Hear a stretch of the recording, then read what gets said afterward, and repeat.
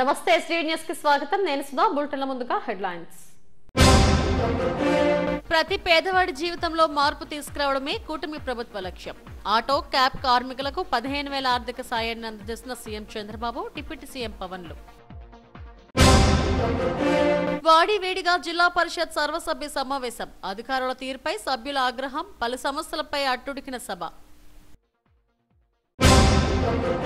జిల్లా కోర్టుల ప్రభుత్వ న్యాయవాదిగా బుగత సత్యనారాయణ నియామకం. ప్రభుత్వ స్థలాలు కాపాడేందుకు జిల్లా యంత్రానికి పూర్తిగా సహకరిస్తానని వెల్లడి.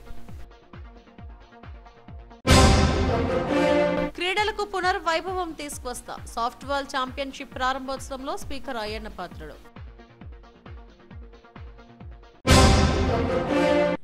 సుపరిపాలన దిశగా కూటమి ప్రభుత్వం సాగుతుందని ముఖ్యమంత్రి చంద్రబాబు అన్నారు. ప్రతి పేదవాడి జీవితంలో మార్పు తీసుకురావడమే లక్ష్యంగా పనిచేస్తున్నట్టు చెప్పారు. విజయవాడ సింగ్ నగర్ లో ఆటో డ్రైవర్ల సేవలో పథకం ప్రారంభోత్సవం సందర్భంగా ఆయన మాట్లాడారు. విజయవాడ సింగ్ నగర్ లో ఆటో డ్రైవర్ల సేవలో పథకాన్ని ముఖ్యమంత్రి చంద్రబాబు, డిప్యూటీ సీఎం పవన్ కళ్యాణ్, మంత్రి నారా లోకేష్, బీజేపీ రాష్ట్ర అధ్యక్షుడు మాధవ్లు ప్రారంభించారు. ఈ సందర్భంగా నేతలు కాకి చొక్కాలు ధరించి మహిళలు నడుపుతున్న ఆటోలో ప్రయాణించారు. సింగ్ నగర్లోని మీటింగ్ హాల్ వరకు ఈ ప్రయాణం సాగింది. ఈ సందర్భంగా ఆటో డ్రైవర్లతో మాట్లాడి వారి యోగక్షేమాలను అడిగి తెలుసుకున్నారు. రాష్ట్ర వ్యాప్తంగా 2.9 లక్షల ఆటో, ట్యాక్సీ, మ్యాక్సీ క్యాబ్ డ్రైవర్ల ఖాతాల్లోకి 436 కోట్ల నిధిని జమ చేశారు. ఆటో డ్రైవర్లంటే ఎక్కువగా పేదవారేనని, వారికి ఆర్థిక సాయం అందించడమే ఈ పథకం ముఖ్య ఉద్దేశమని ముఖ్యమంత్రి చంద్రబాబు అన్నారు. ఏడాదికి 15,000 సాయం ఇవ్వడం వల్ల వారికి కొంత ఊరట లభిస్తుందని చెప్పారు. ఇది పేదల జీవన ప్రమాణాలను పెంచడమే ఈ పథకం ముఖ్య లక్ష్యమని చంద్రబాబు అన్నారు. కూటమి ప్రభుత్వం వచ్చిన తర్వాత 2,000 కోట్లు ఖర్చు చేసి రహదారులను బాగు చేశామని చెప్పారు. సమర్థవంత నాయకత్వం ఉంటేనే ఏ రాష్ట్రమైనా సుభిక్షంగా ఉంటుందని డిప్యూటీ సీఎం పవన్ కళ్యాణ్ అన్నారు. వైసీపీ ప్రభుత్వం ఆటో డ్రైవర్లకు పెట్టిన ఇబ్బందుల పరిష్కారానికి కృషి చేస్తున్నామని అన్నారు. ఆటోమేటిక్గా చెప్పిన రోజున చెప్పినట్లు పనిచేసే ప్రభుత్వం ఈ ఎన్డీఏ ప్రభుత్వాన్ని మరొకసారి విజ్ఞప్తి చేస్తున్నాను. ఇప్పుడే మిత్రులు చెప్పారు, చాలా విషయాలు మాట్లాడారు. ఆటో డ్రైవర్లకు ఎన్నో కష్టాలున్నాయి. నేను కూడా అపోజిషన్లో ఉన్నప్పుడు అన్ని విషయాలు చెప్పాను. రోడ్లన్నీ అధ్వానంగా తయారైనాయి. సగం డబ్బులు ఖర్చులు రిపేర్లకే పోయినాయి.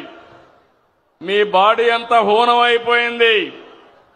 ఇంకో పక్క ఛార్జెస్ కూడా విపరీతంగా, ఆటోలో డీజిల్ కూడా పెరిగిపోయి అవస్థలు పడ్డారు. అవన్నీ దృష్టిలో పెట్టుకుని నేను, మిత్రులు పవన్ కళ్యాణ్ గారు, బీజేపీ ఒక పిలుపిచ్చాం.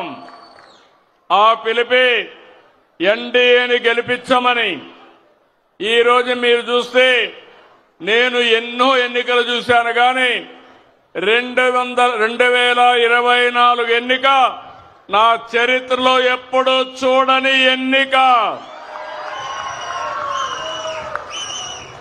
94% స్ట్రైక్ రేటు. రేపు రాబోయే రోజుల్లో మేము చేసే కార్యక్రమాల వల్ల దీనికంటే పెరగాలనా లేదా అని మిమ్మల్ని అడుగుతున్నా. 16 నెలలకు ముందు చూస్తే అగమ్య గోచరం, వ్యవస్థలన్నీ నిర్వీర్యం, ఆగిపోయిన అభివృద్ధి. అలాంటి పరిస్థితుల నుంచి 4వసారి ముఖ్యమంత్రి అయ్యాను, కానీ నాకే అర్థం కాలేదు. చాలా రోజులు నాకు అర్థం కాకుండా రాత్రింబగుళ్ళు ఆలోచించాను, కానీ ఒకటే ఆలోచించాను, మేము చెప్పిన పని మీరు నిలబెట్టారు. ఈరోజు రాష్ట్రాన్ని కాపాడడానికి ఒక ఉద్యమ స్ఫూర్తితో వచ్చారు కాబట్టి అక్కడి నుంచి ఆలోచించి పని మొదలుపెట్టాం. 15 నెలలైంది, 16వ నెలకు వచ్చాం. నేను అడుగుతున్నా మిమ్మల్ని అందరినీ, చరిత్రలో ఎప్పుడైనా ఇన్ని సంక్షేమ కార్యక్రమాలు చూశారా అని మిమ్మల్ని అడుగుతున్నా. ద్వారా లబ్ధి చేకూరుండగా మీ అందరి కోసం ప్రభుత్వం ఆర్థిక ఇబ్బందులు ఉండి 436 కోట్ల భారాన్ని ఈ రోజున రాష్ట్ర ప్రభుత్వం చాలా ఆనందంగా మోస్తుంది. అంటే మీకు చిన్నపాటి ఊతం ఇవ్వగలిగితే అది భారం అయినప్పటికీ కూడా మీకు ఆనందంగా మోస్తుంది ఈ ప్రభుత్వం. ప్రజల సమస్యలు విని వాటిని పరిష్కరించడమే కూటమి ప్రభుత్వం లక్ష్యం. ఇచ్చిన మాట నిలబెట్టుకుంటూ వాగ్దానాలను కార్యరూపం దాల్చుతూ ముందుకు సాగుతూ ఉన్నాం. ఆటో డ్రైవర్లకు అండగా నిలబడి వారి జీవనోపాధి కాపాడటం కోసం కూటమి ప్రభుత్వం బాధ్యతగా భావిస్తున్నాం. సమర్థవంతమైన నాయకత్వం ఉంటే ప్రజల జీవితంలో చాలా నిజమైన మార్పు తీసుకురావచ్చు అనేది మరోమారు ఈ పథకం మరోసారి రుజువు చేస్తూ ఉంది. అలాగే మీకు ఇంత కష్టాల్లో కూడా మాకు సహకారం అందిస్తున్న గౌరవ ప్రధాని శ్రీ నరేంద్ర మోదీ గారికి మనస్ఫూర్తిగా ధన్యవాదాలు తెలియజేసుకుంటూ, ముఖ్యమంత్రి శ్రీ చంద్రబాబు నాయుడు గారి నాయకత్వం భవిష్యత్తులో మీకు ముఖ్యంగా ప్రజలతో పాటు మీకు ప్రత్యేకించి ఆటో నడుపుతున్న సోదరుల కుటుంబాలకి మీ అందరికీ కూడా మేము అండగా ఉంటామని తెలియజేసుకుని సెలవు తీసుకున్నాను. జై హింద్. ఈ సభలో మంత్రులు రాంప్రసాద్ రెడ్డి, నారా లోకేష్, సత్యకుమార్ యాదవ్, పలువురు ఉన్నతాధికారులు, కూటమి నాయకులు, ఎమ్మెల్యేలు, పెద్ద సంఖ్యలో ఆటో డ్రైవర్లు పాల్గొన్నారు. జిల్లా పరిషత్ సర్వసభ్య సమావేశం వాడి వేడిగా సాగింది. గిరిజన ప్రాంత సమస్యలపై అట్టుడికింది. ఈ సమావేశానికి శాసన మండలి ప్రతిపక్ష నేత బొత్స సత్యనారాయణ, ఎంపీ గొల్లా బాబురావుతో పాటు ఎమ్మెల్సీలు, ఎమ్మెల్యేలు హాజరై ప్రశ్నల వర్షం కురిపించారు. అధికారుల గైర్హాజరుపై సభలో తీవ్ర గందరగోళం నెలకొంది. జిల్లా పరిషత్ చైర్పర్సన్ జె సుభద్ర అధ్యక్షతన సర్వసభ్య సమావేశం జడ్పీ మీటింగ్ హాల్లో జరిగింది. గత సమావేశాల్లో తీసుకున్న తీర్మానాలు ఎంతవరకు అమలయ్యాయని ప్రతిపక్ష పార్టీల సభ్యులు ప్రశ్నించారు. తమ ప్రాంతాల్లో నెలకొన్న సమస్యలకు అధికారులు పరిష్కార మార్గం చూపించాలని నిలదీశారు.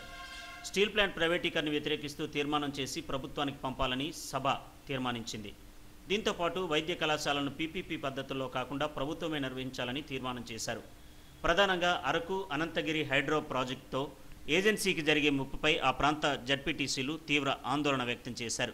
అనంతగిరి జడ్పీటీసీ గంగరాజు మాట్లాడుతూ, ఈ ప్రాజెక్టుతో వాతావరణానికి, రైతులకు తీవ్ర నష్టం కలుగుతుందని, ఆ ప్రాజెక్టును ఆపి ప్రస్తుతం జరుగుతున్న సర్వే నిలిపేయాలని సభ్యులు కోరారు.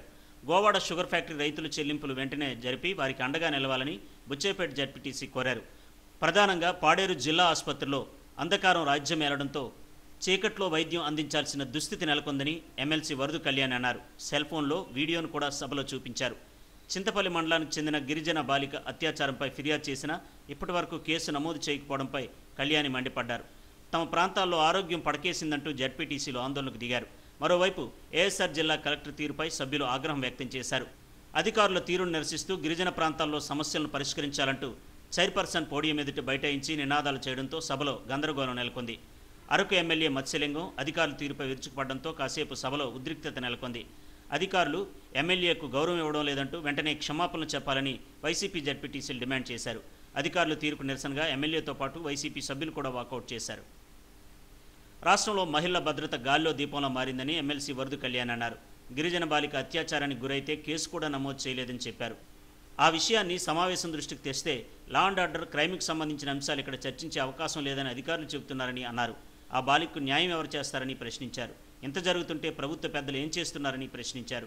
మరోవైపు మెడికల్ కాలేజీలను ప్రైవేటు పరం చేయడం దుర్మార్గమని అన్నారు. నర్సీపట్నం మెడికల్ కాలేజీని ప్రభుత్వమే నిర్వహించాలని జడ్పీ సమావేశంలో తీర్మానం చేసినట్టు చెప్పారు. అందరికీ నమస్కారం. అల్లూరు జిల్లా చింతపల్లి మండలంలోని ఒక గిరిజన సంక్షేమ ఆశ్రమ పాఠశాలలో 9వ తరగతి చదువుతున్న బాలికను ఇద్దరు వ్యక్తులు విశాఖపట్నం తీసుకొచ్చి 4 రోజులు గ్యాంగ్ రేప్ చేయడం జరిగింది. వాళ్ళు సెప్టెంబర్ 13న పోలీస్ స్టేషన్కి వెళ్ళి కంప్లైంట్ ఇస్తే ఆ అమ్మాయి తాలూకా మనుషులు వెళ్ళి కంప్లైంట్ ఇస్తే కనీసం పోలీసులు కంప్లైంట్ కూడా తీసుకొని దురదృష్టకరమైన సంఘటన జరగడం నిజంగా చాలా బాధాకరం. చివరికి వాళ్ళు కలెక్టర్కి కంప్లైంట్ ఇవ్వడం జరిగింది. ఇంతకీ ఎప్పటికైనా కేసు నమోదు చేశారా, వాళ్ళకి అరెస్ట్ చేశారా అనేది తెలుసుకుందామంటే జిల్లా పరిషత్లో కనీసం శాంతి భద్రతలకు సంబంధించి ఆ డిపార్ట్మెంట్కి సంబంధించి ఏ ఒక్కరూ రాని పరిస్థితి. ఎస్పీ నుంచి కనీసం ఎస్ఐ వరకు ఎవరు కూడా రాకుండా ఎంత నిర్లక్ష్యపూరితంగా వ్యవహరిస్తున్నారో మనం అర్థం చేసుకోవచ్చు. ఎంత దారుణం అంటే ఒక అమ్మాయిని 4 రోజులు గ్యాంగ్ రేప్ జరిగినా కనీసం చర్యలు తీసుకోవట్లేదంటే మహిళల రక్షణ ఎంత దారుణంగా ఈ కూటమి ప్రభుత్వంలో ఉందో అర్థం చేసుకోవచ్చు. ఇది జరిగింది ఉమ్మడి విశాఖపట్నం జిల్లా. జరిగిందేమో విశాఖపట్నంలో, ఆ అమ్మాయి ఏమో అల్లూరి సీతారామరాజు జిల్లా.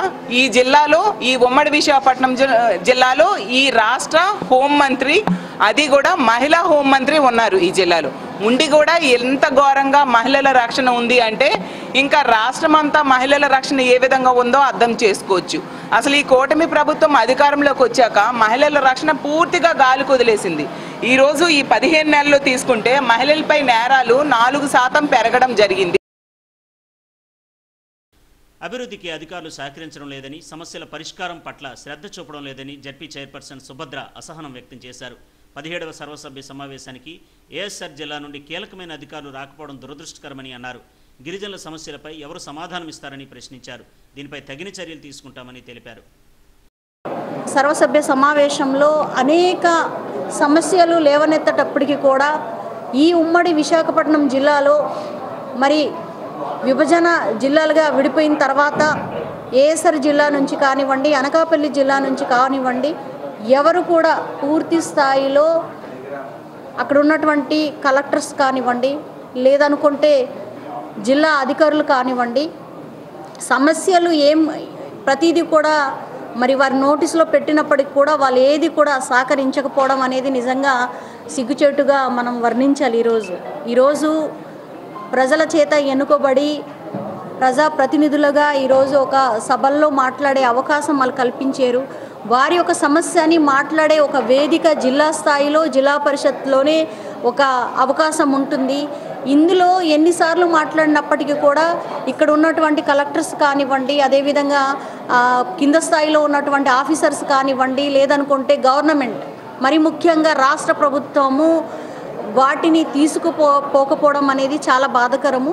సో ఈ ఒక కారణాల వల్లే ఈరోజు మండలి ప్రతిపక్ష నేత బొత్స సత్యనారాయణ గారి సమక్షంలో కూడా ఈరోజు కొన్ని సమస్యలు మేము చెప్పడం జరిగింది. మరి ముఖ్యంగా వ్యవసాయ శాఖలో ఉన్నటువంటి ఏదైతే రివ్యూలో ఉందో ఆ రివ్యూలో ఇక్కడ ఉన్నటువంటి గౌరవ జెడ్పీటీసీ సభ్యులు కానివ్వండి, ఎమ్మెల్యేలు కానివ్వండి, అదేవిధంగా ఎంపీలు కానివ్వండి, వారి నోటీస్ నుంచి వచ్చినటువంటి కొన్ని సమస్యలండి. గోవాడలో షుగర్ ఫ్యాక్టరీ ఏదైతే ఉందో ఈరోజు పూర్తి స్థాయిలో అక్కడ రైతులకు కానివ్వండి, అక్కడ ఉన్నటువంటి ఎవరికి కూడా మినిమం శాలరీస్ ఇవ్వలేని పరిస్థితిలో ఈరోజు ఉంది. వెంటిలేషన్లో ఉన్న పరిస్థితిలో ఈరోజు ఉంది. మరి వీటన్నిటిని కూడా రాష్ట్ర ప్రభుత్వం ఎందుకు సహకరించట్లేదని కూడా ఈరోజు సభ్యులు ఆవేదన వ్యక్తం చేశారు. రైతులు ఈరోజు షుగర్ ఫ్యాక్టరీ క్లోజ్ అయ్యే పరిస్థితి ఈరోజు ఉంది. ఎవరైతే చెరుకు మీద ఆధారపడినటువంటి రైతులు ఎవరైతే ఉన్నారో వారందరి యొక్క ఆవేదన, వారి అందరూ కూడా ఖచ్చితంగా మాకు ఇక్కడ చెరుకు అనేది చాలా అవసరం, ఆ పంట మీద ఆధారపడి కొన్ని ఏళ్ళుగా ఇక్కడ మేము జీవన ఉపాధి కల్పించుకొని ముందుకెళ్తున్నామనే పరిస్థితి ఈరోజు గౌరవ సభ్యులు కూడా లేవనెత్తడం జరిగింది. వ్యవసాయం, వైద్య ఆరోగ్య శాఖ, ఇతర శాఖల పనితీరు, సమస్యలపై సభ్యులు చర్చించారు. సమావేశంలో విశాఖ జిల్లా జేసీ మయూర్ అశోక్, అనకాపల్లి జేసీ జాహ్నవి, జడ్పీ సీఈఓ నారాయణమూర్తి, 3 జిల్లాల జిల్లా స్థాయి అధికారులు, ఎంపీపీలు, సభ్యులు పాల్గొన్నారు. జిల్లా కోర్టుల ప్రభుత్వ న్యాయవాదిగా సీనియర్ లాయర్ బుగత సత్యనారాయణను ప్రభుత్వం నియమించింది. ఈ మేరకు రాష్ట్ర ప్రభుత్వ లీగల్ అండ్ లెజిస్లేటివ్ కార్యదర్శి గొట్టాపు ప్రభావతి ఉత్తర్వులు జారీ చేశారు. 3 ఏళ్ల పాటు ప్రభుత్వ న్యాయవాదిగా సత్యనారాయణ సేవలందిస్తారు. జిల్లా కోర్టుకు సంబంధించి సివిల్ కేసులు ప్రభుత్వం తరపున ఆయన వాదిస్తారు. ప్రభుత్వ భూములను కబ్జాకోరుల నుంచి కాపాడేందుకు జిల్లా యంత్రాంగానికి పూర్తిగా సహకరిస్తారంటున్న ప్రభుత్వ న్యాయవాది బుగత సత్యనారాయణతో మా bureau chief Chittubabu face to face. ప్రముఖ న్యాయవాది బుగత సత్యనారాయణ గారు ప్రభుత్వ ప్లేడర్గా నియమితులయ్యారు. ఈ మేరకు ఉత్తర్వులు కూడా జారీ అయినాయి. ప్లేడర్ గారు మనతో ఉన్నారు, వారిని అడిగి మరిన్ని వివరాలు తెలుసుకుందాం. సార్, ఈ నియామకం పట్ల మీ స్పందన ఎట్లా ఉంది? నాకు చాలా ఆనందంగా ఉంది. ముఖ్యమంత్రి నారా చంద్రబాబు నాయుడు గారు, ఉప ముఖ్యమంత్రి పవన్ కళ్యాణ్ గారు, నారా లోకేష్ గారు, మా తూర్పు నియోజకవర్గ శాసనసభ్యులు, మా తండ్రి సమానులు వెలగపూడి రామకృష్ణబాబు గారి ద్వారా నాకు ఈ పదవి లభించడం జరిగిందండి. నేను 25 సంవత్సరాలుగా న్యాయవాది వృత్తిలో కొనసాగుతున్నాను. అందులో భాగంగా నేను పార్టీకి కూడా 25 సంవత్సరాలుగా పనిచేయడం, సగభాగం న్యాయవాది వృత్తిలో పనిచేయడం, దాని ద్వారా నాకు ఈ యొక్క పదవి లభించడం జరిగిందండి. అంటే మీ ప్రయారిటీస్ ఏంటి? ఇప్పుడు నియమితులయ్యారు, మీ ప్రయారిటీస్ ఏంటి? ప్రభుత్వానికి చెడ్డ పేరు రాకుండా నన్ను నియమించిన కూటమి ప్రభుత్వానికి ఎటువంటి చెడ్డ పేరు లేకుండా, అలాగే ప్రభుత్వానికి సంబంధించిన ఆస్తులన్నిటిని ఎటువంటి తప్పులు లేకుండా దాన్ని కాపాడటానికి పూర్తిగా గవర్నమెంట్ వారికి సహకరించి ప్రభుత్వ భూములు ఎటువంటి కబ్జాలు కాకుండా, ప్రభుత్వ ఆస్తులు ఎటువంటి దోపిడీ కాకుండా, ఎటువంటి ఇబ్బందులు లేకుండా అవన్నీ కూడా నేను చూస్తానని ప్రభుత్వానికి హామీ ఇస్తున్నాను. అంటే ఇప్పుడు నియామకం పట్ల మీరు ప్రభుత్వ లాయర్గా మీరు ఎటువంటి ఇంకా ఎలా ముందుకు వెళ్ళబోతారు? అంటే ఇది నాకు ఒక మంచి పదవి అండి. ఇది నా జీవితంలో నేను మర్చిపోలేనిది ఇది. ఎందుకంటే ఒక విశాఖపట్నం జిల్లా కోర్టులో ప్రభుత్వ జీపీగా నియమించినందుకు నాకు చాలా గర్వంగా ఉందండి. నేను ఇంకా ముందు కూడా మరిన్ని కార్యక్రమాలు చేస్తూ పేదవారికి అలాగే ప్రభుత్వానికి అందరికీ కూడా అందుబాటులో ఉండటానికి నా వంతు సహాయం చేస్తానని, కృషి చేస్తానని అనుకుంటున్నాను. అంటే సార్, ఇప్పుడు జనరల్గా లిటిగెంట్స్ అనేవి చాలా ఈ మధ్యకాలంలో చాలా ఎక్కువగా ఉన్నాయి. ముఖ్యంగా గవర్నమెంట్ ఆస్తులకు సంబంధించిన కబ్జాలు చేసేయడం, వాటిని కోర్టులో వాళ్ళే కేసులు వేయడం, కొన్ని ప్రభుత్వ సంస్థలు రావడానికి వచ్చినప్పుడు కూడా వీళ్ళు లీగల్గా దాన్ని ఇబ్బందులు పాలు చేయడం చూస్తుంటారు. అటువంటి వాటిని మీరు ఎట్లా సాల్వ్ చేస్తారు? ప్రజలకు ఉపయోగపడేలా ఎలా చేయగలుగుతారు? ప్రభుత్వ ఆస్తులన్నీ, ప్రభుత్వ భూములు ఏవి కూడా దోపిడీ కాకుండా ప్రభుత్వ ఆస్తులను కాపాడటానికి చట్టపరంగా ఏం చేయాలి అనుకుంటే అవన్నీ కూడా చట్టపరంగా వాటి మీద చర్యలు తీసుకుంటాం. ప్రభుత్వ ఆస్తులకి ఎటువంటి నష్టం కలగకుండా చూడటానికి నా వంతు బాధ్యత వహిస్తాను. అంటే ఇప్పుడు మీరు ఈ పదవి లభించడం పట్ల మీ స్పందన చెప్పండి సార్. ఈ పదవి లభించడం నాకు చాలా గర్వంగా ఉందండి. ఇంతవరకు అంటే మా కమ్యూనిటీలో కూడా మాది నాగవంశం కమ్యూనిటీ, మా కమ్యూనిటీలో కూడా ఇటువంటి పదవి ఈ రోజు వరకు ఈ ఆంధ్రప్రదేశ్ రాష్ట్రంలో ఎక్కడా కూడా మా వంశంలో, మా కమ్యూనిటీలో ఇవ్వలేదండి. మా ఎమ్మెల్యే గారి కృషి వలన, మా వెలగపూడి రామకృష్ణబాబు గారు ఆయన చేసిన కృషి వలన నాకు ఈ పదవి లభించిందని నేను కోరుకుంటున్నాను. అంటే మీకు ఎన్ని సంవత్సరాల నుంచి ప్రాక్టీస్ చేస్తున్నారు? నేను 2003 నుంచి చేస్తున్నానండి. ఇప్పటికి 23 సంవత్సరాల నుంచి చేస్తున్నానండి. న్యాయవాది వృత్తిలో 23 సంవత్సరాలుగా కొనసాగుతున్నానండి. ఇప్పటి వరకు నేను సివిల్, క్రిమినల్ 2 కేసులు కూడా, అలాగే మా వార్డులో ఉండే చాలామందికి కూడా ఉచితంగా న్యాయ సలహాలు ఇవ్వడం కానీ, పేదవారికి ఉచితంగా న్యాయాన్ని అందించడం కానీ ఇవన్నీ కూడా చేయడం జరిగిందండి. దానికి గుర్తుగా నాకు ప్రభుత్వం ఈరోజు ఈ విశాఖపట్నం జిల్లా కోర్టులో ప్రభుత్వ న్యాయవాదిగా నాకు కల్పించడం జరిగిందండి. ముఖ్యంగా భూ కబ్జా కేసుల మీద మీ స్పందన ఏంటండి? మీకు తెలుసు కదండి, గతంలో కూడా చాలా వరకు ఈ 22Aలని ఇవన్నీ చాలామంది ఈ భూ కబ్జాలు చేయడం, దాన్ని 22Aలో మార్చుకోవడం, దాని నుంచి రకరకాలుగా జరిగాయి. ఆ భూదోపిడీలన్నీ కూడా ఇవన్నీ కూడా అరికట్టడానికి నా వంతు సహాయం, నా వంతు చర్యలు నేను తీసుకుంటానండి. అంటే జిల్లా యంత్రాంగానికి మీరు ఎటువంటి కోఆపరేషన్ ఉంటుంది? తప్పకుండా అండి. జిల్లా కలెక్టర్ గారికి అలాగే మొత్తం రెవెన్యూ అంతటికీ కూడా నా పూర్తి సహకారాలు ఉంటాయండి. ఎందుకంటే వాళ్ళు ఇచ్చిన ప్రతి పని కూడా నేను తూచా తప్పకుండా, రెవెన్యూ వారు ఇచ్చిన ప్రతి పని కూడా వాళ్ళకి ఎటువంటి ఇబ్బందులు లేకుండా, వాటి ప్రభుత్వంకి సంబంధించిన ఏ ఫైల్ అయినా కూడా క్లియర్ చేసి ప్రభుత్వానికి అది అప్పచెప్పడమే నా బాధ్యత అండి. ముఖ్యంగా పోలీస్ కేసులకు సంబంధించినంత వరకు మీకు కోఆర్డినేషన్ ఎట్లా ఉంటుంది? ఇందులో పోలీస్ కేసులు ఉండదండి. నాకు ఇచ్చే పదవిలో గవర్నమెంట్కి సంబంధించిన, రెవెన్యూకి సంబంధించిన ఫైల్స్ అన్నీ ఉంటాయి, కానీ పోలీసుదంతా కూడా అది సపరేట్ అండి. ఇది ఓన్లీ ఫర్ రెవెన్యూ అండి. అంటే మీకుండే అంచనా ప్రకారం ఈ సివిల్ మ్యాటర్స్కి వచ్చేటప్పటికి ఎట్లాగా దాన్ని డీల్ చేయగలుగుతారు? ప్రతిదానికి కూడా అంటే మాకు చట్టపరంగా కోర్టు ప్రొసీజర్ ఉంటుందండి. ప్రొసీజర్ ప్రకారం అది ఏ విధంగా డీల్ చేయాలనేది ఆ ఫైల్ ద్వారా మాకు తెలిసిపోతుందండి. దాని ద్వారా మేము తెలుసుకొని ప్రభుత్వానికి ఎటువంటి ఇబ్బంది లేకుండా, ఈ ప్రభుత్వ ఆస్తులు కానీ సంస్థలు కానీ ఏవి కూడా దోపిడీ కాకుండా ప్రభుత్వం దగ్గర జాగ్రత్తగా ఆస్తులు కాపాడటానికి మా వంతు సహాయం, మా వంతు కృషి తప్పకుండా చేస్తానండి. ఇది ప్రభుత్వ న్యాయవాదిగా తను ఎంపిక చేసినందుకు ముఖ్యమంత్రి చంద్రబాబుకు, అలాగే తూర్పు ఎమ్మెల్యే వెలగపూడి రామకృష్ణబాబుకు ధన్యవాదాలు చెప్తూనే, ప్రభుత్వ ఆస్తులు ఎక్కడ కబ్జాకు అయినప్పటికీ కూడా వాటిని కాపాడి జిల్లా యంత్రాంగానికి అన్ని విధాలు సహకరిస్తానని బొగతా సత్యనారాయణ చెప్తున్నారు. కెమెరా పర్సన్ శ్రీనివాస్తో చిట్టుబాబు, ఎస్టీవీ, విశాఖ నుంచి. క్రీడలకు పూర్వ వైభవం తీసుకురావడమే ప్రభుత్వ లక్ష్యమని స్పీకర్ చింతకాయల అయ్యన్న పాత్రుడు అన్నారు. గోలకొండ మండలం ఏఎల్పురంలో అల్లూరు సీతారామరాజు మెమోరియల్ 12వ సబ్ జూనియర్ అంతర్ జిల్లాల సాఫ్ట్ బాల్ బాలుర బాలికల ఛాంపియన్షిప్ ను ఆయన ప్రారంభించారు. 13 జిల్లాల నుండి బాలికల విభాగాల్లో 26 జట్లకు చెందిన 416 మంది క్రీడాకారులు పోటీ పడుతున్నారు. ఈ నెల 6వ తేదీ వరకు పోటీలు జరగనున్నాయి. గతంలో ప్రతి జిల్లాల్లో నియోజకవర్గంలో క్రీడా పోటీలు ఉత్సాహంగా జరిగేవని స్పీకర్ అన్నారు. రాను రాను వాటి ప్రాధాన్యతను తగ్గిపోయిందని ఆవేదన వ్యక్తం చేశారు. తాను కూడా ఒకప్పుడు వాలీబాల్ క్రీడాకారుడనని రాష్ట్ర స్థాయి పోటీలకు వెళ్లానని గుర్తు చేశారు. ఈ కార్యక్రమంలో Narsipatnam DSP Srinivasarao, Venugopal, softball association సభ్యులు పాల్గొన్నారు.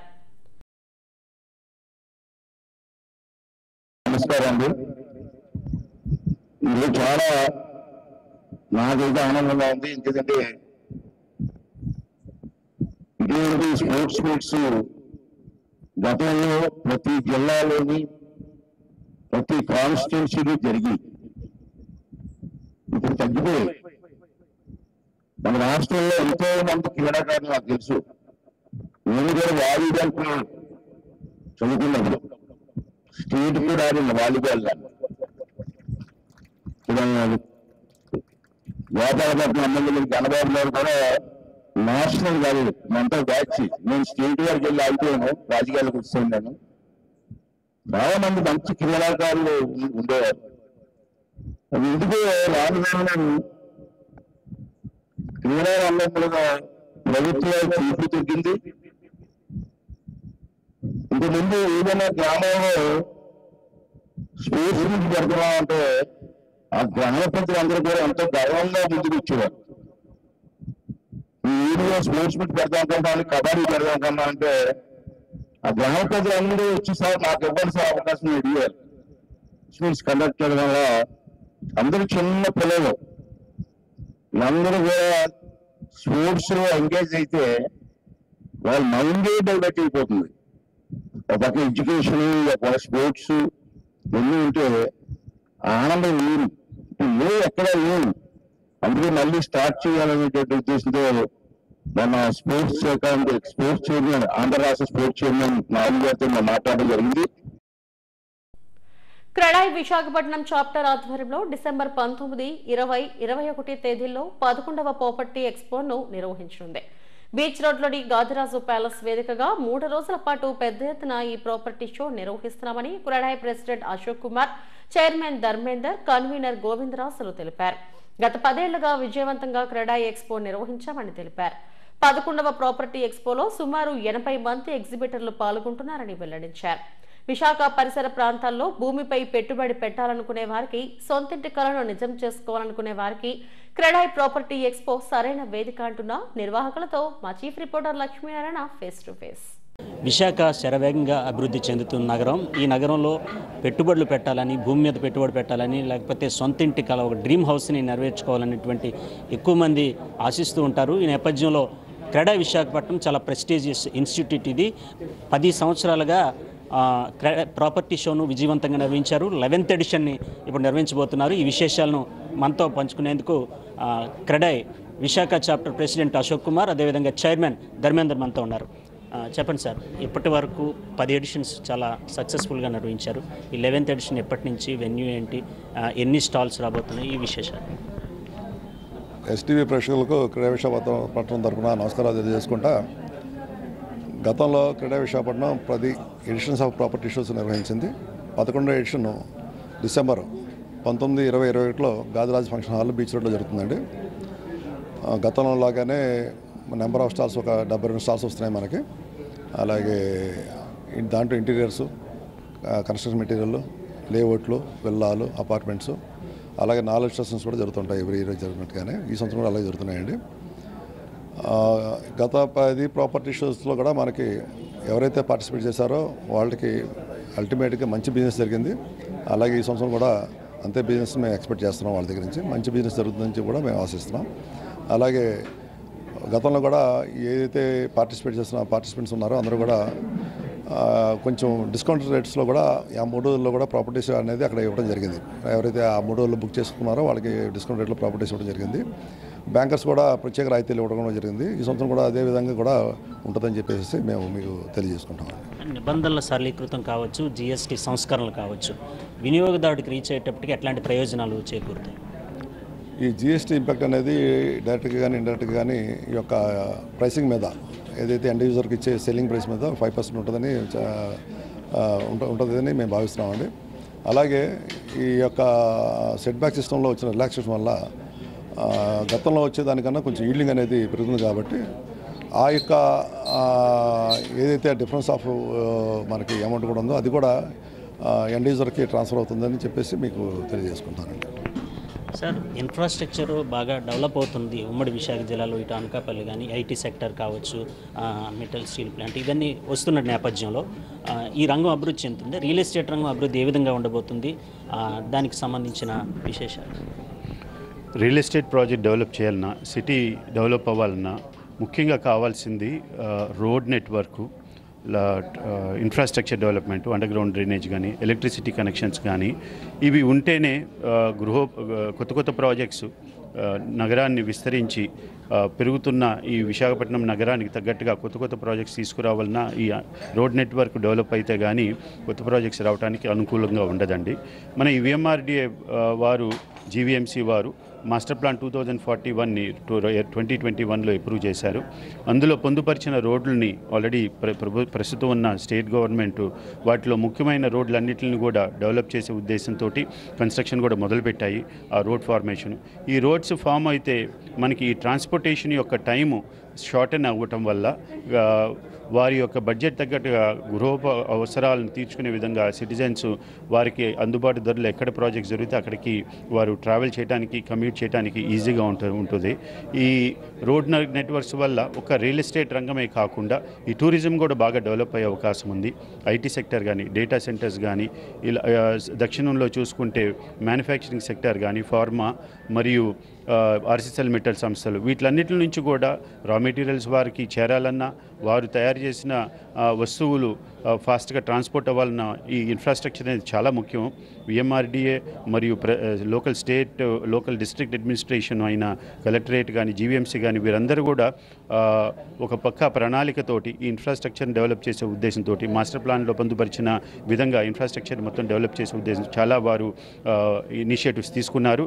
అవన్నీ కార్యరూపం దాలిస్తే అటు రియల్ ఎస్టేట్ రంగానికి మరియు అన్ని రంగాలకు కూడా చాలా ఇవి ఉపయోగపడతాయి. దానివల్ల నగరం అభివృద్ధి చెందడానికి, విస్తరించడానికి ఎంతో ఉపయోగపడుతూ ఉంటుంది. వినియోగదారుల అభిరుచులు మారుతున్నాయి. ఫ్లాట్స్ కావచ్చు, ఫ్లాట్స్, విల్లాస్, వీటిల్లో ఈ అభిరుచులకు అనుగుణంగా క్రెడాయి ప్రాపర్టీ ఎక్స్పోలో వచ్చిన వారికి ఏంటి ప్రత్యేకత ఏంటి అని అడిగితే, ఇప్పుడు కోవిడ్కు ముందు హౌస్ అనేది ఒక రకంగా ఒక ఎక్స్పెక్టేషన్స్ ఉండేది కన్జ్యూమర్స్కి. కోవిడ్లో చాలా మటుకు వారి యొక్క housing requirement size particularly work from home కానీ, ఆన్లైన్ క్లాసెస్ అటెండ్ అవడానికి కానీ ఎక్కువ స్పేస్ రిక్వైర్మెంట్ అనేది కన్జ్యూమర్స్ దగ్గర నుంచి మాకు వచ్చిన ఫీడ్బ్యాక్ ద్వారా తెలిసింది. దానికి అనుగుణంగానే మేము డిజైన్ చేయించే ప్రాజెక్ట్స్లో కూడా ఇప్పుడు ఇదివరకు చూసుకుంటే 3 bedrooms 1500 SFT సైజెస్ ఎక్కువగా ఉంటూ ఉండేది. ఇప్పుడు కన్జ్యూమర్స్ రిక్వైర్మెంట్స్ పెరిగి అది ఇంకా ఎక్కువ రిక్వైర్మెంట్ వాళ్ళకి వర్క్ ఫ్రమ్ హోమ్ చేసుకోవడానికి, అలాగే ఇంటి దగ్గర నుంచి ఆన్లైన్ క్లాసెస్ అటెండ్ అవ్వడానికి స్పేస్ రిక్వైర్మెంట్ పెరగటము, అలాగే చిన్న ప్రాజెక్ట్ అయినా కానీ, 5 అంతస్తుల భవనం అయినా కానీ, పెద్ద ప్రాజెక్ట్స్ అయినా కానీ కొన్ని ఎక్స్ట్రా ఫెసిలిటీస్ గృహం దగ్గరే ఉండాలన్నట్టుగా ఈ ల్యాండ్స్కేప్ పరంగా కానీ, టెర్రస్ పైన ఫీచర్స్ కానీ, కమ్యూనిటీ కలిసి లివింగ్ స్టాండర్డ్స్ని ఎంజాయ్ చేసే విధంగా రిక్వైర్మెంట్స్ చాలా మార్పులు వచ్చినాయి. వాటికి అనుగుణంగానే క్రెడాయి డెవలపర్స్ ఎప్పటికప్పుడు కన్జ్యూమర్స్ ఎక్స్పెక్టేషన్స్ తగ్గట్టుగా ప్రాజెక్ట్ డిజైనింగ్స్ మార్చుకుంటూ వస్తూ వాటిని ఈ క్రెడాయి ప్రాపర్టీ ఎక్స్పో ద్వారా కన్జ్యూమర్స్ తెలిపే ఉద్దేశంతో అవన్నీ కూడా చాలా డిస్ప్లే చేయడం జరుగుతూ ఉంటుంది. ఒక్క డిజైన్ ఆస్పెక్ట్సే కాకుండా మెటీరియల్స్లో కూడా చాలా మార్పులు వస్తూ వచ్చాయి. ఇప్పుడు పర్యావరణం, క్లైమేట్ చేంజెస్ చాలా మనం చూస్తూనే ఉన్నాము. ఒక పక్కన వర్షాలు సీజన్స్లో రాకపోవటం, ఎండలు సమ్మర్ తర్వాత కూడా మనకి ఈవెన్ సెప్టెంబర్లో కూడా మనం చూస్తూనే ఉన్నాం ఎంత వేడిగా ఉంటుందో. ఇవన్నిటికీ కూడా కొంచెం కాలుష్యాన్ని మనము ఇవ్వవలసిన ఒక జాగ్రత్తలు తీసుకుపోవటం కానీ, ఇవ్వవలసిన ప్రాముఖ్యత ఇవ్వకపోవటం వల్ల కానీ ఈ వాతావరణ మార్పులన్నీ జరుగుతున్నాయి. వాతావరణ వారిని మనం కాపాడుకునే ఉద్దేశంతో కన్స్ట్రక్షన్లో వినియోగించే మెటీరియల్ని కూడా మా ఈ క్రెడై సంస్థ ద్వారా మేము మా మెంబర్స్కి ఎప్పటికప్పుడు అవగాహన సదస్సులు కల్పించడం జరుగుతుంది. అలాంటి మ్యానుఫ్యాక్చరర్స్ కూడా దేశ విదేశాల నుంచి కూడా కన్స్ట్రక్షన్ మెటీరియల్ని కూడా కొత్త కొత్త మెటీరియల్ తీసుకురావడం జరుగుతుంది. వాటిల్ని వినియోగిస్తూ మేము మా ఈ ప్రాజెక్ట్స్లో పర్యావరణాన్ని కాపాడుకుంటూ ప్రాజెక్ట్స్ చేయటాన్ని మేము ప్రదర్శించడం జరుగుతుంది. వీటిలన్నిటి వల్ల కూడా ఒక క్లైమేట్ చేంజెస్ని కూడా కొంతవరకు అరికట్టడానికి అవకాశం ఉంటుందండి. సార్ చెప్పండి సార్, క్రెడై ప్రాపర్టీలో మనం డిస్ప్లేస్ కావచ్చు, లేకపోతే ఇంటీరియర్స్, ఈ స్టాల్స్, ఫైనాన్షియల్ ఇన్స్టిట్యూషన్స్, వాటి వివరాలు కూడా. ఇప్పుడు ఈ క్రెడై 11వ క్రెడై ప్రాపర్టీ ఎక్స్పోలో మనకి financial institutions like all banks, SBI ఈ టైటిల్ స్పాన్సర్గా వ్యవహరిస్తుంది. మరియు ఇంచుమించు ఒక 5-6 బ్యాంకులు కూడా వాళ్ళు ఇన్స్టెంట్ లోన్స్ ఎవరైతే ప్రాపర్టీని సెలెక్ట్ చేసుకున్నారో వాళ్ళకి అక్కడికక్కడే ఇన్స్టెంట్ లోన్స్ కూడా తక్కువ ఇంట్రెస్ట్తో శాంక్షన్ చేయడం జరుగుతుంది. విల్లాస్ కానీ, అపార్ట్మెంట్ ఫ్లాట్స్ కానీ, లేఅవుట్ ప్లాట్స్ కానీ కొనుక్కున్న వాళ్ళకి, అలాగే వాళ్ళకి అందుబాటు ధరల్లో బిల్డింగ్ మెటీరియల్స్, ఇంటీరియర్ మెటీరియల్స్ కూడా అక్కడ సెలెక్ట్ చేసుకున్న వాళ్ళకి తక్కువ రేట్లకి కొద్దిగా పర్సంటేజ్ తగ్గించి ఇవ్వడం జరుగుతుంది. ప్రతి సంవత్సరం మేము ఈ క్రెడై విశాఖపట్నం చాప్టర్ తరపున ఎంతో ప్రతిష్టాత్మకంగా ప్రతి సంవత్సరం నిర్వహిస్తున్నాము ఈ ప్రాపర్టీ షో. ఈ 11వ ప్రాపర్టీ షో బీచ్ రోడ్లో ఉన్న గాదిరాజు ప్యాలెస్లో సుమారు ఒక 20,000 SFTలో 72 స్టాల్స్ రూపంలో మేము 7 టైప్స్ ఆఫ్ స్టాల్స్ని డిస్ప్లే చేస్తామండి. ఈ డిసెంబర్ 19, 20, 21 తారీఖుల్లో ఈ క్రెడై ప్రాపర్టీ ఎక్స్పో జరుగుతుంది. మీరు ఈ పత్రిక, ఈ ప్రింట్, ఎలక్ట్రానిక్ మీడియా రూపంలో ప్రజలకందరికీ చేరవేసి ఈ 3 days సందర్శించి వాళ్ళని నచ్చిన ఇల్లు కానీ, లేఅవుట్ ప్లాట్ కానీ సెలెక్ట్ చేసుకుని వాళ్ళకి తక్కువ ధరలకి పొందుతారని చెప్పి ఆశిస్తున్నాం. Thank you. స్పెషల్ ఆఫర్స్ కూడా ఉన్నాయి. వాకిన్స్కి గంటకి డ్రాస్ ఉంటాయి. అలాగే బంపర్ ప్రైజ్ కూడా అనౌన్స్ చేయడం జరుగుతుంది. విశ్వసనీయతకు మారుపేరుగా నిలుస్తుంది క్రెడై సంస్థ. 10 ఎక్స్పోల ద్వారా నమ్మకమైనటువంటి సేవలు వినియోగదారులకు అందించింది. 11th ఎక్స్పో గాదిరాజు ప్యాలెస్ వేదికగా డిసెంబర్లో జరగబోతుంది. ఈ ఎక్స్పోను సందర్శించి ఎవరైతే సొంత ఇంటి కళ లేకపోతే ఇన్వెస్ట్ చేయాలనుకున్నారో వారి కళలను నిజం చేసుకోవాలని కోరుతున్నారు క్రెడై ప్రతినిధులు. వీడియో జర్నలిస్ట్ గయాస్తో లక్ష్మీనారాయణ, SDV న్యూస్, విశాఖపట్నం. కెరటాల్లో కొట్టుకుపోతున్న 2 యువకులను లైఫ్ గార్డులు రక్షించి ఒడ్డుకు తెచ్చారు. ఆర్కే బీచ్ కాళీమాత ఆలయం ఎదురుగా సముద్ర తీరానికి మహారాష్ట్ర నాగపూర్కు చెందిన అనుష్ రాథోడ్ మరో 20 మంది యువకులు వచ్చారు. వారిలో సముద్ర స్నానానికి దిగిన అనుష్ రాథోడ్ను పెద్ద కెరటాలు లోపలికి లాగేశాయి. ఒడ్డున ఉన్న లైఫ్ గార్డులు గుర్తించి నీటి మునిగిపోతున్న అతన్ని రక్షించి బయటకు తెచ్చారు.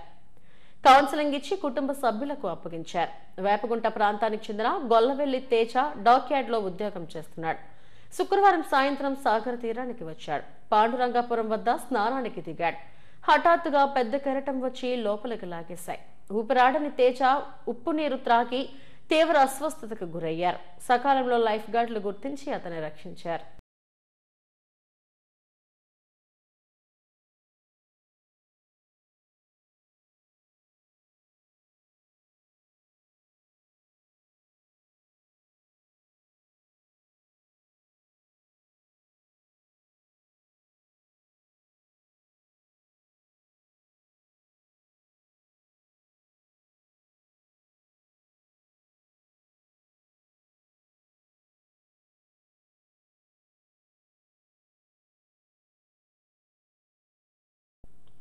మహిళల భద్రత విషయంలో విశాఖ నేషనల్ ర్యాంకింగ్ లో 2వ స్థానంలో నిలిచిందని, అలాంటి విశాఖలో ఫెమీ రైట్స్ యాప్ ను లాంచ్ చేయడం అభినందనీయమని ఎంపీ శ్రీభరత్ అన్నారు.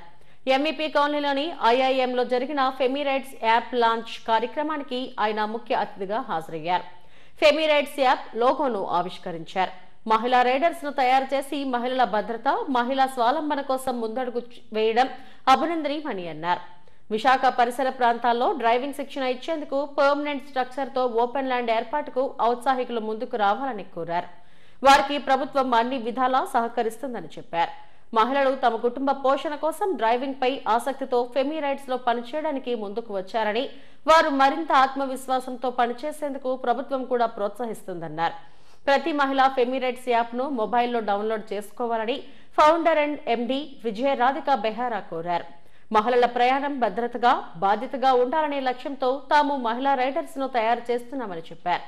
ఈ సందర్భంగా పలు రంగాల్లో సోషల్ ఇంపాక్ట్ క్రియేట్ చేసిన మహిళలను సత్కరించారు. ఈ కార్యక్రమంలో సంస్థ సీఈఓ రహీం షేక్, ఇన్ఫోసిస్ ప్రతినిధి సురేష్, ఆల్వార్ విద్యా సంస్థల అధినేత రవీంద్ర, పాల్లూరి శేషమాంబ తదితరులు పాల్గొన్నారు.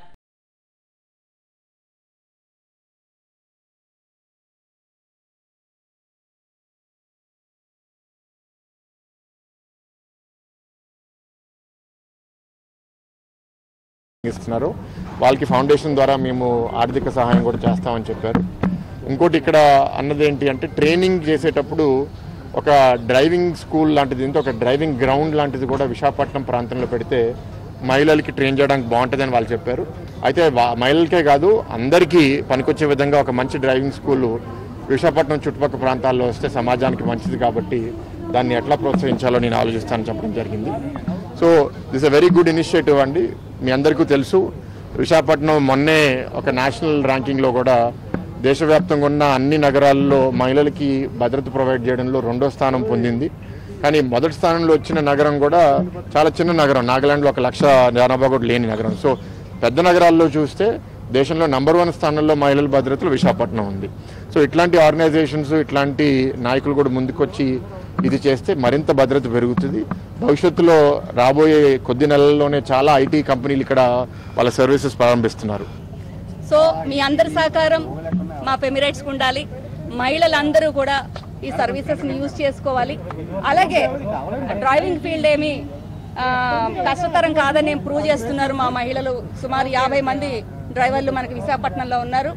అలాగే ట్రైనింగ్ సెంటర్స్తో, ట్రైనింగ్ ప్రోగ్రామ్స్తో, ఎన్జిఓస్ నుంచి, కార్పొరేట్ సిఎస్ఆర్ యాక్టివిటీస్ నుంచి దీన్ని ఇంకా డెవలప్ చేసి మహిళల్ని ఈ రంగంలోకి తీసుకురావటం కేవలం మహిళల కోసం, women security and same women పార్లర్గా ఉమెన్ ఎంపవర్మెంట్ కోసం ట్రై చేస్తున్నాం. సో మీ అందరి బ్లెస్సింగ్స్ కూడా ఫెమిరైట్స్కి ఉండాలని కోరుకుంటున్నాను.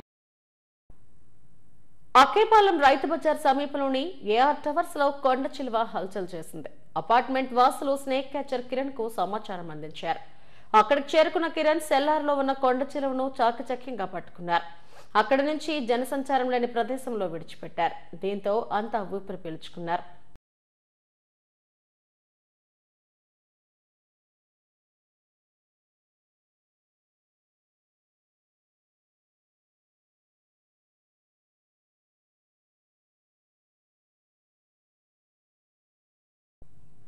సింహాచలం వరాహలక్ష్మి నరసింహస్వామి దేవస్థానంలో ఏకాదశి సందర్భంగా గ్రామ తిరువీధి ఉత్సవం వైభవంగా నిర్వహించారు.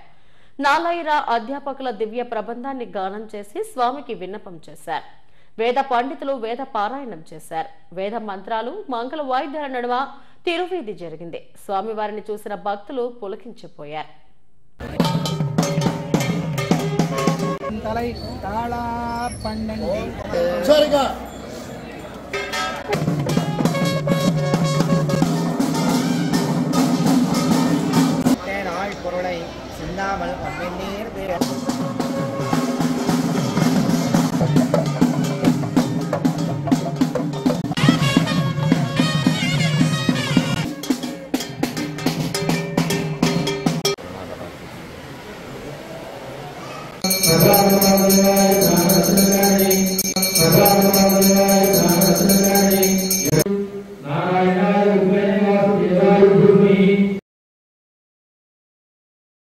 ఎల్లమ్మ తోటలోని కాంగ్రెస్ పార్టీ కార్యాలయ ఆవరణలో దక్షిణ నియోజకవర్గ కేవీఎస్ యూత్ ఆధ్వర్యంలో దేవి శరణ్ నవరాత్రులు వైభవంగా జరిగాయి.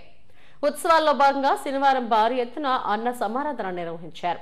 దక్షిణ Congress in-charge K V Suryanarayana, sports విభాగం chairman Kamalakar Rao, SC cell chairman Kasturi Venkatrao తదితరులు భక్తులకు అన్న ప్రసాదాన్ని వడ్డించారు.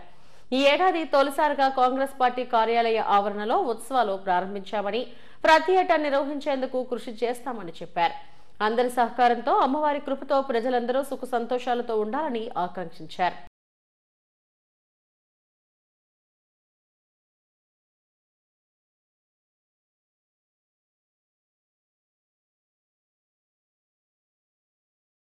ఈ సంవత్సరమే మొదటిసారిగా మేము ఏర్పాటు చేశాము.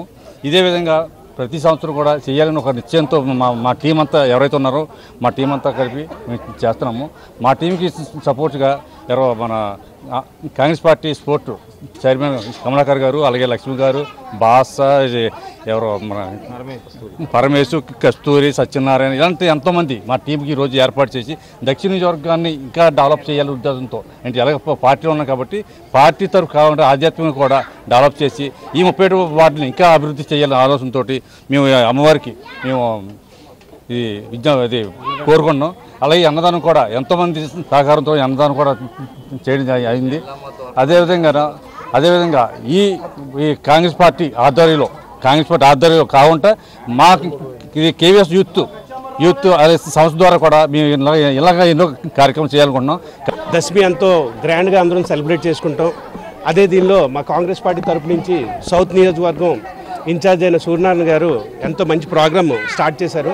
ఈ ప్రోగ్రాం ప్రతి సంవత్సరం ఉంటుందని, ప్రతి ఒక్కరం కూడా హెల్ప్ చేస్తామని సూర్యనారాయణ గారికి మరి అందరికీ కూడా వార్డు మెంబర్స్ అవనియండి వాళ్ళ టీం అందరికీ కూడా హృదయపూర్వకంగా తెలియజేసుకుంటున్నాను. అలాగే మీకు అందరికీ తెలుసు, అన్ని దానాల కన్నా అన్నదానం అనేది చాలా చాలా చాలా మంచిది. అది మనం చేసే యోగం ఇచ్చినందుకు దేవునికి ఇప్పుడు కూడా మనం రుణపడి ఉండాలి. ఇలాగే ప్రతి సంవత్సరం కూడా అన్నదానం చేస్తామని, ఇంకా భారీ ఎత్తున ఈ సంవత్సరం 1000 మంది అనుకున్నాం, వచ్చే సంవత్సరం ఇంకా పెంచి అలా ప్రతి సంవత్సరం కూడా అన్న సందర్భం చేస్తామని విజయదశమి తరపున అలాగే సపోర్ట్ చేస్తారని అందరికీ తెలియజేసుకుంటాం. ఈ సంవత్సరం మొదలెట్టాం. నిజమే ఆయన చెప్పినట్టుగా, సూర్య గారు చెప్పినట్టుగా ఇంతకుముందు చేసేవారు లేదు మాకు తెలియదు. ఇదే మాకు పార్టీ తరఫున కానీ ఈ ప్రజల సహకారంతో కానీ మేము మొదలెట్టాం. ఈ కార్యక్రమం ఇంత దిగ్విజయంగా నడిపించడానికి గాను ముందుగా దక్షిణ నియోజకవర్గం నుంచి కేవీఎస్ సూర్యనారాయణ గారికి ధన్యవాదాలు తెలియజేస్తున్నాం ఈ సందర్భంగా. అలాగే దీనికి బాగా సహకరించినారు కమలాకర్ గారు, స్పోర్ట్స్ చైర్మన్ రాష్ట్ర కాంగ్రెస్ పార్టీకి, ఆయన కూడా చాలా సహకరించారు. మా లక్ష్మి గారు కూడా ప్రముఖ కాంగ్రెస్ నాయకురాలు కూడా సహకరించారు. ఈ సందర్భంగా దేవి నవరాత్రులు వచ్చే విశాఖలో జరగనున్న పార్ట్నర్షిప్ సమ్మిట్ కు నగరాన్ని సుందరంగా తీర్చిదిద్దాలని జీవీఎంసీ కమిషనర్ కేతన్ గార్గ్ అధికారులను ఆదేశించారు. ప్రధాన ఇంజనీర్ పివి సత్యనారాయణ రాజు ఇతర అధికారులతో కలిసి RK beach, park hotel, Siripuram తదితర ప్రాంతాల్లో పర్యటించారు. డ్రోన్ కెమెరాల ద్వారా పలు ప్రాంతాలను పరిశీలించి వివిధ అభివృద్ధి పనులపై సూచనలు చేశారు. ఈ సమ్మిట్ కు దేశ విదేశాల నుంచి అధిక సంఖ్యలో అతిథులు వస్తున్నందున నగరాన్ని మరింత సుందరంగా తీర్చిదిద్దాలని ఆదేశించారు. అధికారులు, సిబ్బంది సమన్వయం ఏర్పాటు చేసుకుంటూ పనులు పూర్తి చేయాలని ఆదేశించారు. ఈ పర్యటనలో జెడ్సీలు శివప్రసాద్, మల్లయ్య నాయుడు తదితరులు పాల్గొన్నారు.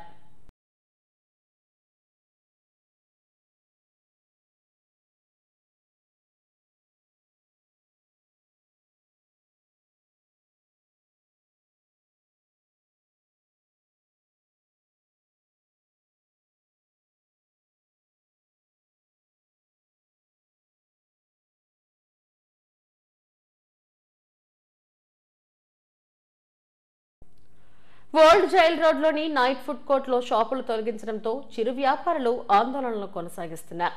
తమకు న్యాయం చేయాలంటూ జీవీఎంసీ గాంధీ విగ్రహం ఎదుట నిరసన తెలిపారు.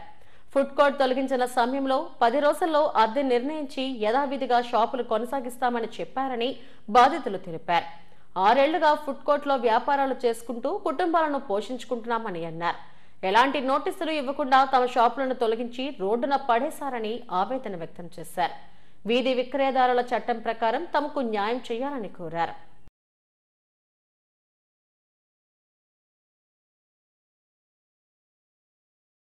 గత 6 సంవత్సరాలుగా ఫుడ్ కోర్ట్ నందు వ్యాపారం చేస్తున్నామండి. మాకు ఎటువంటి ముందస్తు నోటీసు ఇవ్వకుండా మాకు బళ్ళు అక్రమంగా తొలగించారండి. ఈ పీతల మూర్తి యాదవ్ వీళ్ళందరూ కలిపి బళ్ళు ఎక్కువైపోయి ఇక్కడ దందాలు జరుగుతున్నాయి, ఇలాగని లేనిపోయిన ఆరోపణలు చేస్తున్నారండి. ఈ మాకు నోటీసులు ఇచ్చామని చెప్తున్నారు. ఆయన 240 బళ్ళు ఉన్నాయని చెప్తున్నారు. కేవలం అక్కడ ఉన్న జీవీఎంసీ సర్వే ప్రకారం 150 బళ్ళు మాత్రమే ఉన్నాయండి. ఇది ఆల్రెడీ జీవీఎంసీ వాళ్ళు కూడా సర్వే చేసి ఉన్నాయండి. ఈయన కోర్టు నోటీస్ చేసి మా ఫుడ్ కూడా తొలగించాలని చేయడానికి అసలు ఆయనకి ఉన్న రైట్స్ ఏంటో మాకు అర్థం కావట్లేదండి. ఇప్పుడు అంటే వీధి వ్యాపారులు బతకడం ఆయనకి ఇష్టం ఉండదా లేదా నాకు అర్థం కావట్లేదు. ఇప్పుడు ఆయన వార్డులో ఆయన చేసింది కాకుండా మా ఫుడ్ కోర్టులో దాదాపు ప్రత్యక్షంగా పరోక్షంగా 1000 మంది జీవనోపాధి కొనసాగిస్తున్నారు. దీన్ని కూడా తొలగించేసి ఆయనకి ఏం సాధించినట్టు నాకు అర్థం కావట్లేదు. ఇప్పుడు ఆయన కోర్టు నోటీస్ చేశారు. జీవీఎంసీ కమిషనర్ దానికి ఈ రిప్లై ఇవ్వాలిగా. ఆపరేషన్ లంగ్స్ పేరుతో మొత్తం అందరికీ ఎటువంటి ఇండిపెండెంట్ తొలగించారు. ఇది పూర్తి విరుద్ధం అండి. ఇది 2014 ఇది సెంట్రల్ గవర్నమెంట్ యాక్ట్ ప్రకారం స్ట్రీట్ వెండర్ యాక్ట్ మాత్రం వినియోగించకుండా జీవీఎంసీ యాక్ట్ వినియోగిస్తున్నారండి. ఇది చట్టబద్ధమైన ఇది సరి కాదండి. ఇది చాలా తప్పుడుది ఇది. కానీ దయచేసి మా ఫుడ్ కోర్ట్ మాకు తిరిగి ఓపెన్ చేయాలని మేము కోరుకుంటున్నాం. హెడ్లైన్స్ మరోసారి. ప్రతి పేదవాడి జీవితంలో మార్పు తీసుకురావడమే కూటమి ప్రభుత్వ లక్ష్యం. ఆటో క్యాబ్ కార్మికులకు 15,000 ఆర్థిక సాయాన్ని అందజేసిన సీఎం చంద్రబాబు, డిప్యూటీ సీఎం పవన్లు. వాడివేడిగా జిల్లా పరిషత్ సర్వసభ్య సమావేశం. అధికారుల తీరుపై సభ్యుల ఆగ్రహం, పలు సమస్యలపై అట్టుడికిన సభ. జిల్లా కోర్టుల ప్రభుత్వ న్యాయవాదిగా బొగత సత్యనారాయణ నియామకం. ప్రభుత్వ స్థలాలు కాపాడేందుకు జిల్లా యంత్రానికి పూర్తిగా సహకరిస్తానని వెల్లడి. క్రీడలకు పునర్వైభవం తీసుకొస్తా. Softball championship ప్రారంభోత్సవంలో speaker Ayyanna Patrudu.